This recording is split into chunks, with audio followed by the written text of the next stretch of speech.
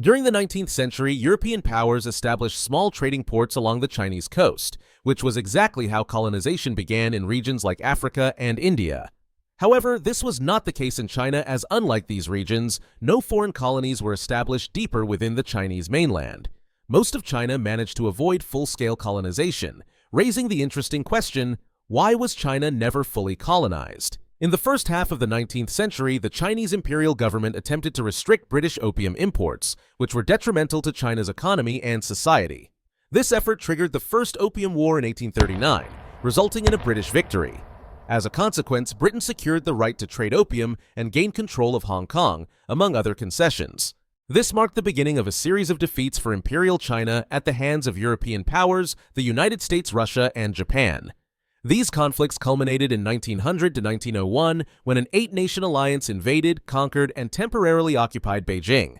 In the decades following China's defeat in the Opium War, Belgium, Austria, France, Germany, Italy, Japan, Russia, the United Kingdom, and the United States acquired colonial concessions primarily along the Chinese coastline. So why weren't these holdings expanded further into the mainland? The first reason was that while China was easily defeated at sea due to its outdated navy, the country remained a formidable power on land. Until the year 1900, it possessed the largest army in the world, which was undergoing modernization. This strength was evident in several instances. In 1881, they successfully pressured Russia to retreat from disputed territory under the threat of war, demonstrating China's capacity to pose a credible military challenge.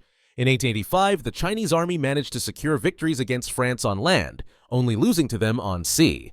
Furthermore, China's modernization efforts led many in the West to perceive it as an emerging military power.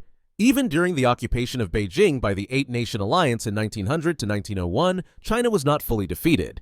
It retained enough military power to negotiate terms in the resulting peace treaty, which it considered acceptable. The second reason was the United States. While the other powers had carved China into spheres of influence, dominating trade and hoping for China to become weak enough to turn those regions into colonies, the US had no such sphere. Concerned about being excluded from China's profitable markets, the United States proposed the open door policy. Under this policy, the powers agreed not to annex further Chinese territory and to allow free trade across all of China. The arrangement was beneficial for everyone involved. It was more profitable to have access to the entire Chinese market, rather than monopolizing trade in a single region while getting excluded from trade with the rest of China.